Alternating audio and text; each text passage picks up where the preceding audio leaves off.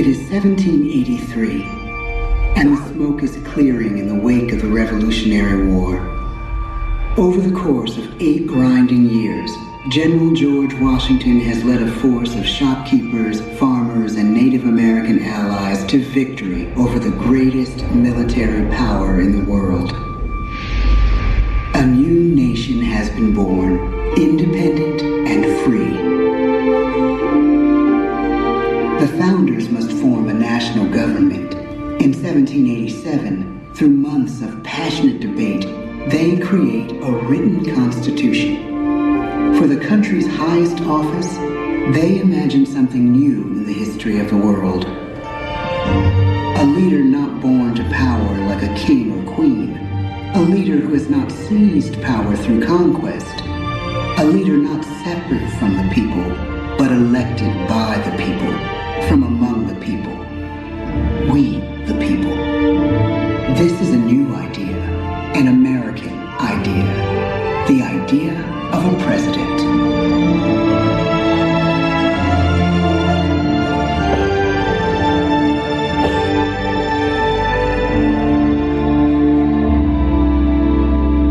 The people don't know exactly what a president will be, but there is little doubt who it will be.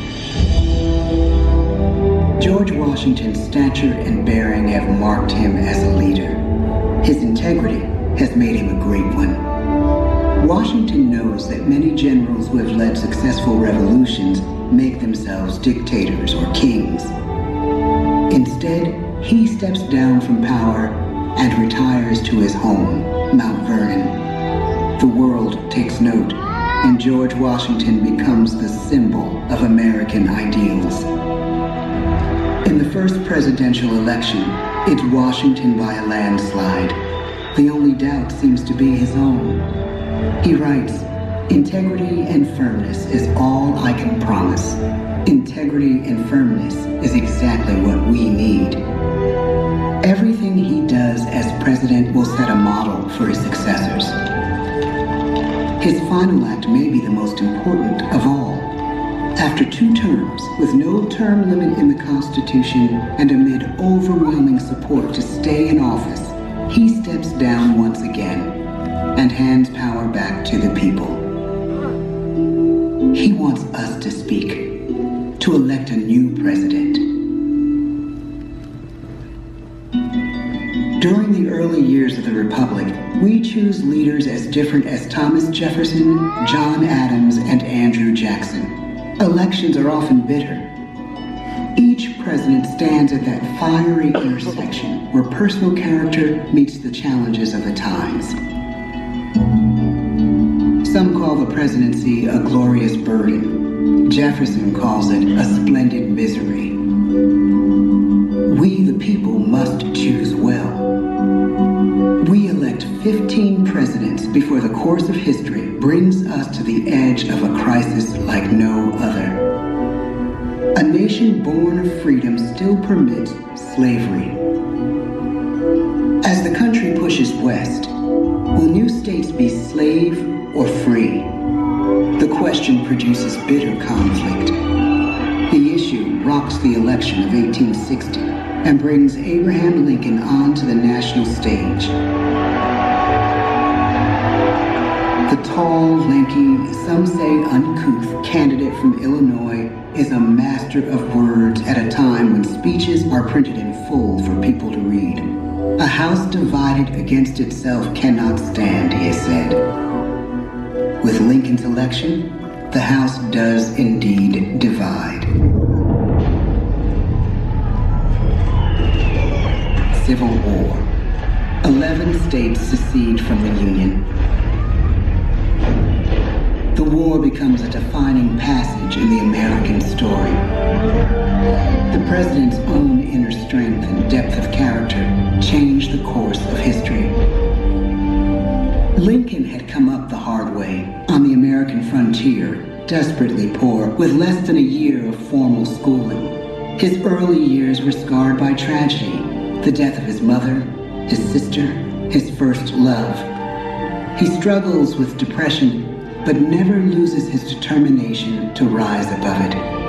He once said he's driven by a desire to leave the world a little better place for having lived in it. The war rages.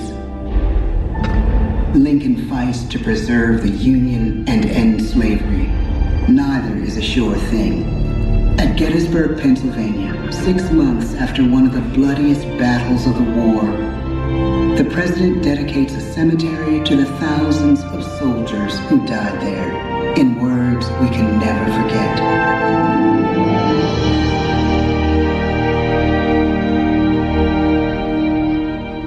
"47 years ago, our fathers brought forth on this continent a new nation, conceived in liberty and dedicated to the proposition that all men are created equal. Now we are engaged in a great civil war, testing whether that nation or any nation so conceived and so dedicated can long endure. We are met on a great battlefield of that war. We have come to dedicate a portion of that field as a final resting place for those who here gave their lives, that that nation might live. It is altogether fitting and proper that we should do this. But in a larger sense, we cannot dedicate, we cannot consecrate, we cannot hallow this ground. The brave men, living and dead, who struggled here, have consecrated it far above our poor power to add or detract. The world will little note, nor long remember what we say here, but it can never forget what they did here.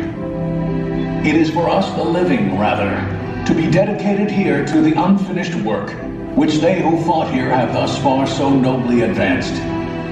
It is rather for us to be here dedicated to the great task remaining before us, that from these honored dead we take increased devotion to that cause for which they gave the last full measure of devotion. We here highly resolve that these dead shall not have died in vain, that this nation, under God, shall have a new birth of freedom, and the government of the people, by the people, for the people, shall not perish from the earth. The blood of over 500,000 Americans is spilled in the Civil War. President Lincoln's enduring hope is to give true meaning to the sacrifices of so many, to lead us to that new birth of freedom. With the end of the war and the end of slavery, a new birth truly begins. As we roll toward the 20th century, settlers roll west on wagon wheels and railroads connect the nation coast to coast. Millions of immigrants pour in from Europe and Asia. Population doubles. Our economy triples. Our standing among nations rises. We need presidents who can lead both at home and abroad. At the same time, a young Theodore Roosevelt is retreating from New York politics and personal tragedy. The death of his wife and his mother on the same day in the same house. In the Badlands of North Dakota, he rethinks his life and the life of his country. He returns stronger in body and spirit. His renewed energy is just what his country needs.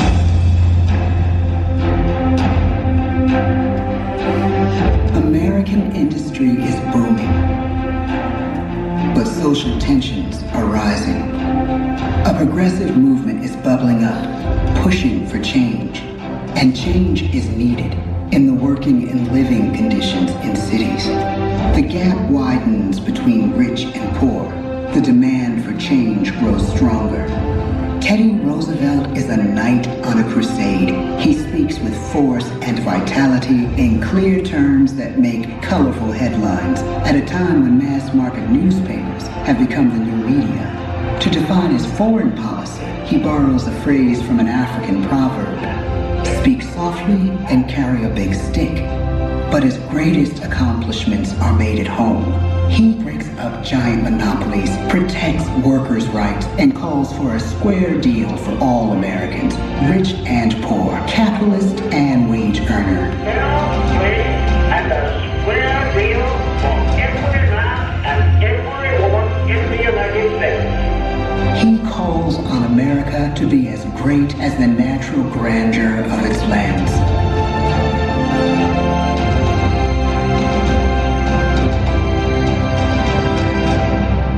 Keep your eyes on the stars and your feet on the ground, he tells us. And we do.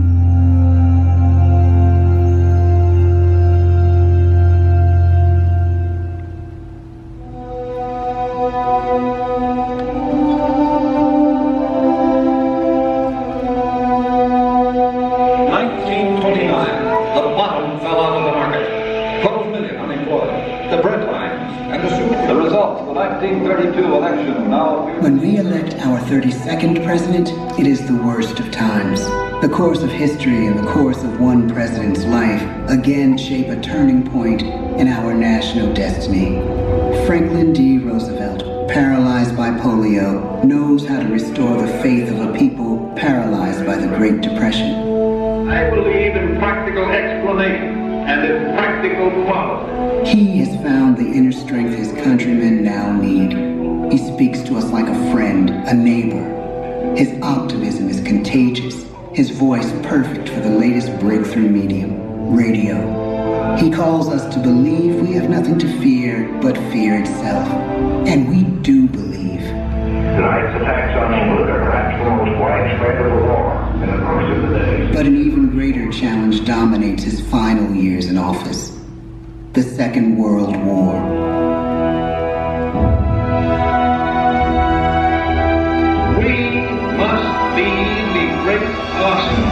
Of democracy. This is an emergency as serious as war itself. We stun the world with our production. When bombs fall on U.S. troops in Pearl Harbor, he calls us to fight on the war front and sacrifice on the home front.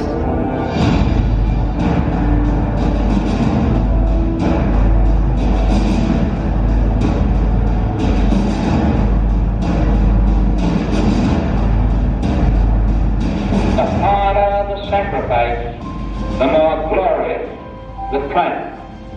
So spoke America in the year 1776. So speak Americans today. The world changes. The country changes. And yet, in one sense, what we need most from our presidents has never changed. A guiding vision that calls forth the best that America can be. Will outer space be developed for the benefit of all mankind? Or will it become another focus for the arms race? The choice is urgent, and it is ours to make. Ask not what your country can do for you. Ask what you can do for your country. But really, it's all of us who must overcome the crippling legacy of bigotry and injustice. And we shall overcome. One of the agreements that President Sadat and Prime Minister Begin are signing tonight is entitled A Framework for Peace in the Middle East.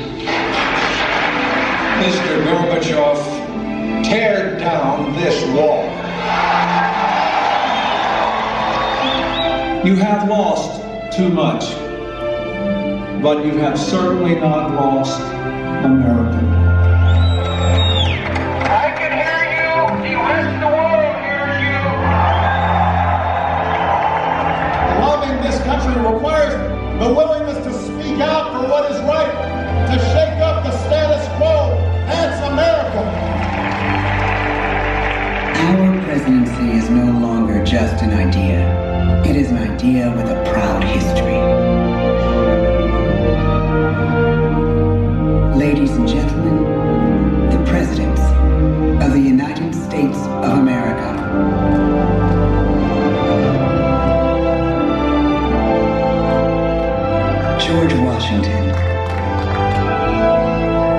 John Adams, Thomas Jefferson, James Madison, James Monroe, John Quincy Adams, Andrew Jackson,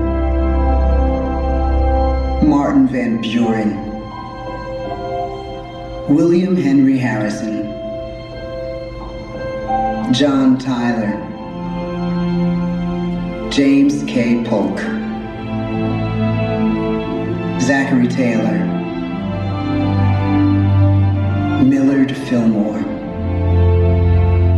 Franklin Pierce, James Buchanan, Abraham Lincoln, Andrew Johnson, Ulysses S. Grant, Rutherford B. Hayes, James A. Garfield, Chester A. Arthur, Grover Cleveland, Benjamin Harrison, William McKinley, Theodore Roosevelt, William Howard Taft, Woodrow Wilson, Warren G. Harding, Calvin Coolidge, Herbert Hoover, Franklin D. Roosevelt, Harry S. Truman, Dwight D. Eisenhower, John F. Kennedy, Lyndon B. Johnson, Richard M. Nixon, Gerald R. Ford, Jimmy Carter, Ronald Reagan, George Bush, Bill Clinton, George W. Bush, Barack Obama,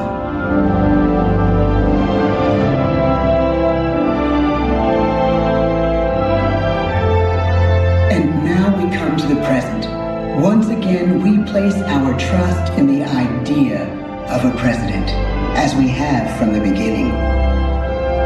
My fellow citizens, no event could have filled me with greater anxieties than that notification on the 14th day of April, 1789, that you had selected me to lead our nation. But it was with the confidence of my fellow citizens that I took an oath. 35 simple words that have been repeated by every American president throughout history. I, Donald John Trump, do solemnly swear that I will faithfully execute the office of President of the United States and will, to the best of my ability, preserve, protect, and defend the Constitution of the United States. So help me God. From the beginning, America has been a nation defined by its people. At our founding, it was the American people who rose up to defend our freedoms and win our independence. It is why our founders began our great Constitution with 3 very simple words: we the people. Since that moment, each generation of Americans has taken its place in the defense of our freedom, our flag, and our nation under God. These are the achievements of the American spirit. The spirit of a people who fought and died to bring the blessings of liberty to all our people. Above all, to be American is to be an optimist, to believe that we can always do better, and that the best days of our great nation are still ahead of us. It's a privilege to serve as the President of the United States, to stand here among so many great leaders of our past, and to work on behalf of the American people.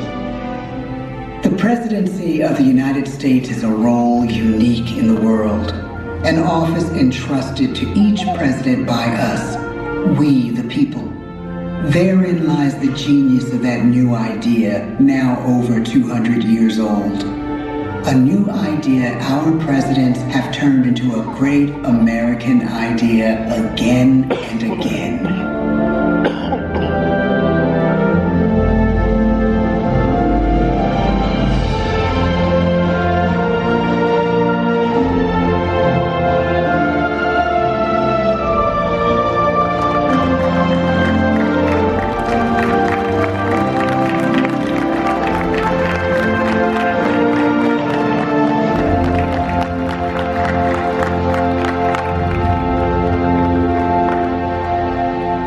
This concludes our performance.